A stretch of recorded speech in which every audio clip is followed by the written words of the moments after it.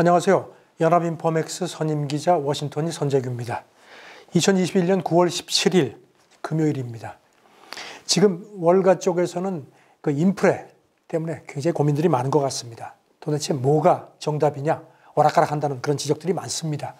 마켓워치가 이런 걸 분석을 했습니다. 8월 그 미국 소비자 물가지수 상승폭이 예상치를 밑동게 나온 건 다 아실 거고요. 이것 때문에 미국 국채 금리가 떨어졌는데 이게 좀 너무 과하다. 그런 분석이 나온다는 겁니다. 마켓워치는 그 8월 CPI가 연준이 그 금리를 인상하는 것을 견제할 정도로 물가 상승세가 둔화됐다는 그런 인식 때문에 투자자들이 국채를 마구 사들였다 이렇게 분석을 했습니다. 하지만 기저에 깔린 인플레 압력 지속성을 과소평가한 것 같다는 지적이 나온다는 겁니다. FHN 파이낸셜의 짐 보겔 수석 부사장 얘기인데요. 물가 상승세가 주춤해진 것이 투자자들이 특히 주목해온 항공료하고 중고차 가격 상승세 둔화 때문이다. 이렇게 진단을 했습니다. 또 그 트레이더들이 델타 변이 충격을 가늠하는데 어려움을 겪고 있다는 겁니다. 이 사람 얘기는. 그리고 문제는 지금 인플레를 너무 단순하게 본다는 점이다고 했고요. 캐피털 이코노믹스의 그 올리버 존스 이코노미스트도 근원 물가 상승세가 예상보다 다소 그 둔화되긴 했지만 투자자들이 물가 압력의 그 강도를 과소평가한다는 그런 판단이다 했습니다.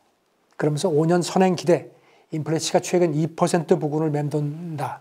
이건 팬데믹이 이어지지만 인플레 장기 전망치를 거의 바꾸지 않았다는 점을 시사한다는 게 이 사람 지론입니다. 시장이 장기 인플레 전망을 너무 낮게 본다는 의미입니다. 그러면서 미국 인플레가 2010년대 그 후반보다 높은 수준에서 굳어질 가능성이 매우 높다는 그 전망도 내놨습니다.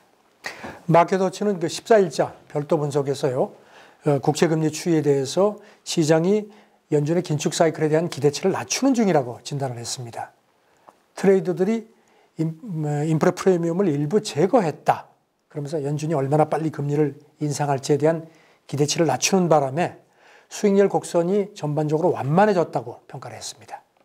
그러면서 연준이 이제 다음 주 FOMC에서 테이퍼링 일정을 발표하리라는 전망이 11월로 후퇴하고 있다는 그런 것도 덧붙였고요. 베녹번 글로벌 포렉스의 그 마크 챈들러 전략가 얘기는요, 테이퍼링이 연내 실행될 것으로 계속 본다. 하지만 인플레 전망치가 연준 정책에 미치는 영향은 미미할 거라고 봤습니다. 월스트리트저널도 같은 날 그 연준이 물가 지표를 당분간 중요하게 생각하지 않을 것 같다고 분석을 했습니다. 8월 CPI가 연준 단기 기조에 거의 영향을 미치지 않을 거다. 그러면서 이미 그 11월 FOMC에서 그 테이퍼링이 시작돼서 내년 중반에 끝나는 쪽으로 연준이 방향을 설정한 것 같다고 했습니다. 월스트리트저널은 이제 테이퍼링을 늦출 수 있는 유일한 요소는 고용 보고서뿐이다 하면서 연준이 원하는 건 금리를 인상할 시점에 자산 매입 프로그램이 유지되지 않도록 하는 거다. 그렇게 지적을 했습니다. 미국 증시 조정 관측도 자꾸 확산합니다. 대형 IB들은 험난한 가을 장세가 어쩔 수 없을 거다고 잇따라 경고를 했습니다. 월가 대형 IB들이 평탄치 않은 가을 장세를 일제히 경고했다는 게 월스트리트저널 보도인데요. 모건 스탠리, 시티그룹, 도이체방크, 뱅크 오브 아메리카 이게 전부 이런 식으로 전망을 한다는 겁니다. S&P 지수가 지난 9일 기준으로 올해 들어서 무려 54번이나 최고가를 경신해서 1995년 이후 최다를 기록했지만 그래도 되돌림이나 최소한의 그 수익률 정체 가능성을 배제할 수 없다. 그렇게 지적을 했고요. 투자 열기하고 밸류 확대, 그 다음에 인플레하고 공급망 붕괴 이런 것들이 기업 그 수익률을 깎아내릴 수 있는 원인이라고 지적을 했습니다. 뱅크 오브 아메리카 보고서는요, 많은 낙관론은 이미 가격에 다 반영이 됐다. 지금까지 대안이 없다. 그래서 주식으로 자금들이 많이 몰렸는데 그런 정서가 이제는 좀 통하지 않는다는 겁니다. 그래서 자기네는 미국 주식을 그 비중 축소했고 반면에 유럽하고 일본 주식은 선호한다고 그렇게 상기시켰고요. 또 앞으로 12개월 이런 종목들이 미국 주식, 국채, 회사채 평균 수익률을 상회할 거다. 하는 전망도 내놨습니다. 시티그룹도 지난주에 낸 보고서에서 작은 조정도 그 강제 매도로 파장이 증폭되면서 하방 압력을 높일 수 있다는 의미라고 조금 조심하도록 그렇게 충고를 했습니다. 그 짐 크레이머, CNBC 매드머니 진행자죠. 지난 10일자 대담인데요. 9월에 증시가 더 험악해질 거다. 그러면서 월가 베테랑 그 차티스트인 그 레리 윌리엄스의 기술적 분석을 인용을 했습니다. 이 차트를 보면 남은 9월이 더 험상궂어질 것 같다. 그리고 이제 윌리엄스 얘기는 크레이머는 윌리엄스 그 분석을 보면은 9월은 이달은 계속해서 최적의 그 계절적 매도 시점인 것 같다 하는 겁니다. 그러면서 이 시점에 주가가 급락하는 경향이 강하다 이렇게 덧붙였습니다. 모하메드 엘 에리언 그 알리안스 고문이죠. 이 사람도 이런 얘기를 했습니다. 미국 그러니까 투자자들이 더는 미국 증시 하강장에서 저가 매수를 하지 않는다.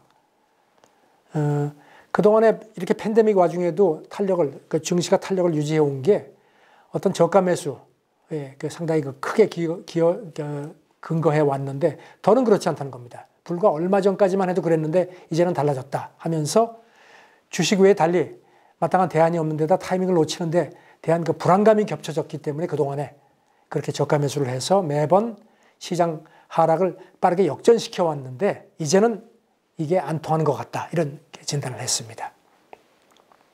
이게 인플레 불안으로 연준이 질서 있게 정상화를 할 수 있다는 믿음이 좀 흔들리기 때문인 것 같다. 그런 측면도 있다는 겁니다. 또 이런 투자자 태도 변화를 완전히 이해하기는 어렵지만 어쨌든 이런 추이, 변화가 있다는 점은 분명히 인식을 하는 게 좋겠다고 충고를 했습니다.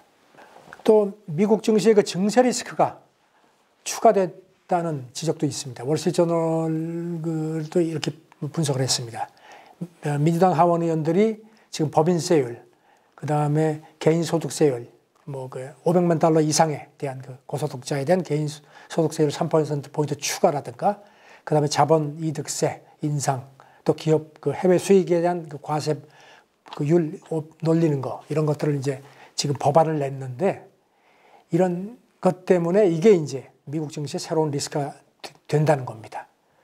아시겠지만 이걸 통해서 이제 바이든 대통령이 제시한 그 3조 5천억 달러 그 예산안을 뒷받침한다는 구상인데요.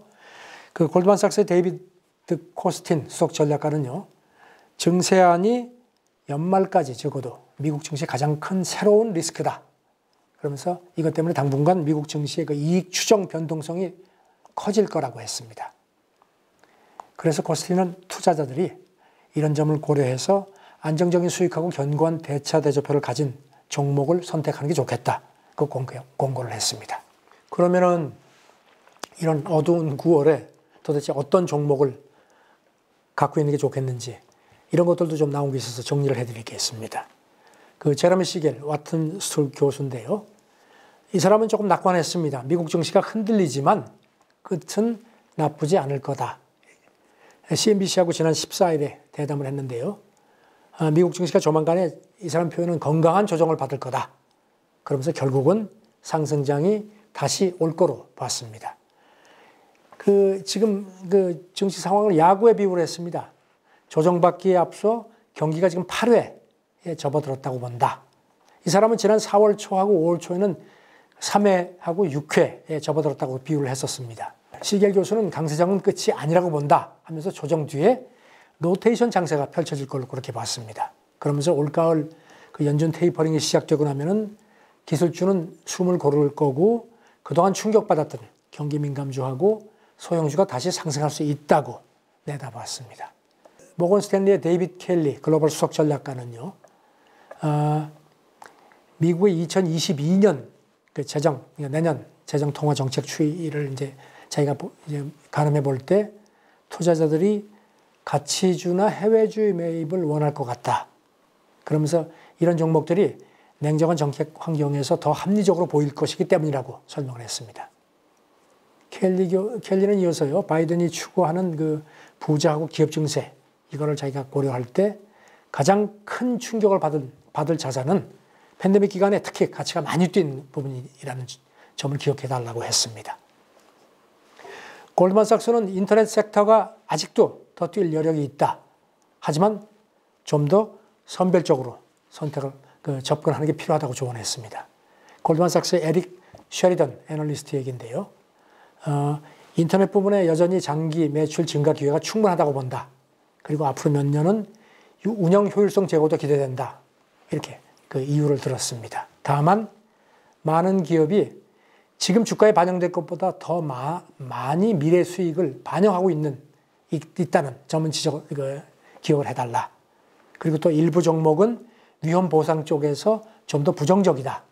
그래서 일괄적으로 인터넷 섹터가 다 강세를 보일 거고 그렇게 착각을 하진 말라고 선을 그었습니다. 이 관련해서 골드만삭스가 그 시장 점유율하고 스케일, 그 다음에 규제 이런 것들 한 10가지 요소를 이제 평가해서 7개 종목에 매수 견해를 냈습니다.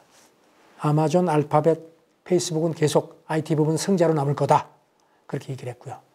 그 다음에 스냅, 우버, 리프트, 익스피디아도 매수 추천을 했습니다. 반면에 에어비앤비하고 트위터에는 매도 견해를 냈는데요. 트위터는 매출 목표 달성이 어려울 것으로 전망했습니다. 그리고 에어비앤비는 관광 침체뿐만 아니라 다른 여러 요소들이 다시 할게요. 에어비앤비는 관광 침체뿐 아니고 다른 요소들도 불확실성을 높일 수 있기 때문에 자기들이 볼 때는 현 주가 수준이 과하다 이렇게 평가를 했습니다. 월스트리트저널은 지난 13일자에서요. 그 소형주 중심의 그 러셀 2000 지수가 올해 고공행진을 해왔다. 그리고 이제 시총이 이 급등한 그 밈 주식 영향력이 이어지고 있고 당분간도 그렇지 않겠느냐 이렇게 좀 봤습니다. 그러면서 러셀 2000이 아시다시피 올 들어서 한 20% 이상 상승했고 AMC하고 게임스톱 이게 특히 그 기여가 컸죠. 지금 대표적 밈 주식이 이제 AMC인데 올해 들어서 한 2000% 정도 뛰었으니까요. 아시겠지만 게임스톱 같은 경우는 이런 와중에 지난 6월에 러셀 2000에서 러셀 1000으로 그 등급이 올라갔습니다. 네, 그런 상태고요. 저널은 그 AMC 비중이 각종 그 ETF에서 확대된 것에 어떤 그 밈 주식 투자 열풍이 전통적인 그 투자를 어떻게 뒤집는지를 잘 보여준다. 그런 얘기를 했습니다. 멜론의 그 스테파니 힐 지수 담당 헤드도요. 벤치마크에서 그 밈 주식 영향이 커지는 것은 시장 수요 패턴이 변한다는 의미다. 이건 잘 상기하라고 했습니다. 이 사이에 그 중국 쪽에서 참 계속 좀 어두운 소식들이 많이 나옵니다. 차이나 리스크.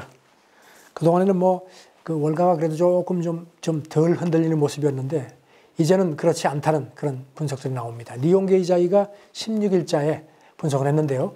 중국 경기 둔화 조짐하고 그다음에 당국의 경제금융 규제 강화 이것 때문에 미국 증시에서도 차이나 리스크 경계감이 커지고 있다고 했습니다. 미국 조사기업 그 잭스 인베스트먼트 리서치 분석인데요. 델타 변이 확산하고 중국 규제 강화가 중국 비즈니스에 전반적으로 영향을 주기 때문에 관련 종목에 주의를 할 필요가 있다. 이렇게 했습니다. 니케이는 이거 관련해서요. 중국에서 그 KFC를 운영하는 그 얌차이나를 예를 들었습니다. 델타 변이 확산으로 지난 8월 중에 그 중국 17개 지역에서 무려 500개 점포를 폐쇄를 했다. 이것 때문에 동일 점포 매출이 이번 그 7월, 9월 그 기간에 많게는 한 50% 줄었고 이것 때문에 영업이익도 한 해 전에보다 많게는 60% 정도 줄었을 걸로 이렇게 봤습니다. 이것 때문에 뉴욕에서 거래되는 얌차이나 주식도 지난 10월 같은 경우는 무려 6% 정도 주저앉은 점도 상기시켰습니다. 중국의 8월 그 산업 생산하고 소매 판매도 물론 증가는 했지만 시장이 예상한 그 수준에는 못 미쳤습니다. 그것 때문에 중국 분기 매출에서 그 중국이 비중이 한 10% 이상인 스타벅스 같은 경우도 지난 15일에 3.6% 정도 주가가 빠졌습니다. 하루에. 그리고 나이키 여기도 중국 매출이 그 의존도가 크죠. 그 다음에 중국 진출을 적극적으로 확대해온 룰루레몬 같은 경우도 주식이 약세입니다. 니케이는 경기 둔화만이 차이나 리스크는 아니다.